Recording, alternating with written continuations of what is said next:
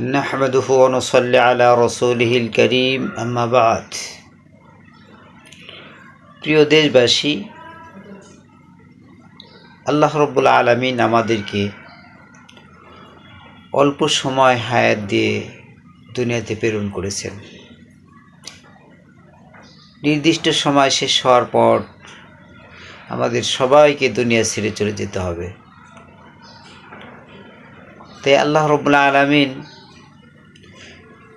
আমাদের জন্য এমন ছোট্ট ছোট্ট কিছু আমল দিয়েছেন, যে আমলের উসিলায় আল্লাহ রাব্বুল আলামিন অতি দ্রুত আল্লাহ পাকের নৈকট্য হাসিল করতে পারে।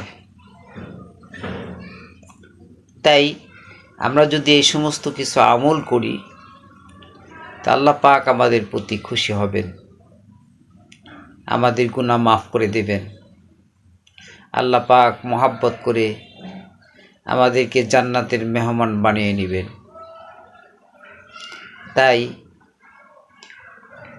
হেলায় খেলায় সময়কে অপচয় না করে আমরা যদি আমলে জিন্দিগি করি,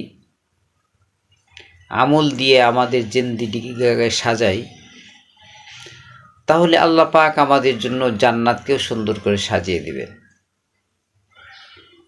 তাই আমরা বেশি বেশি জিকির করি, হর হালাতে জিকিরের অভ্যাস করি। সুবহানাল্লাহ, আলহামদুলিল্লাহ, লা ইলাহা ইল্লাল্লাহ, আল্লাহু আকবার, সুবহানাল্লাহি বিহামদিহি, সুবহানাল্লাহিল আযীম। চলতে ফিরতে উঠতে বসতে বেশি বেশি এই সমস্ত আমল করি, তাহলে আল্লাহ পাক আমাদেরকে মাফ করে দেবেন, আমাদের প্রতি আল্লাহ পাক রাজি ও খুশি হয়ে যাবেন। আর জিকিরের হালাতে যদি আমরা সময়টা অতিবাহিত করতে পারি, তাহলে আমাদেরকে আল্লাহ পাক জাকিরিন হিসাবে কবুল করে নেবেন। আর জাকিরিন যারা হবে, তারা কিয়ামতের ময়দানে হাসতে হাসতে জান্নাতে প্রবেশ করবেন। তাদের কিন্তু চিন্তা থাকবে না, কোনো পেরেশানি থাকবে না, মনের মধ্যে কোনো মলিনতা থাকবে না। তাদের মন থাকবে আনন্দে উৎফুল্লিত হওয়া থাকবে।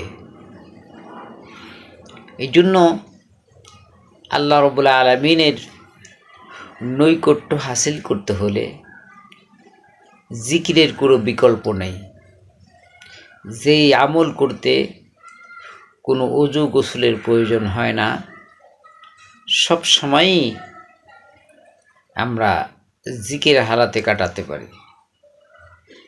যদি আমি নিয়ত করি যে আজকে আমি সারাটা দিন জিকির হালাতে কাটাবো, এরকমভাবে নিয়ত করে জিকির শুরু করি, জবান চালু করি, আর মাঝে মধ্যে যদি কাজকর্মের ক্ষেত্রে ভুলেও যাই, জিকির থেকে আমরা বিরত থাকি, ওই সময়টুকু আল্লাহ পাক জিকিরের মধ্যে গণ্য করে নেবেন।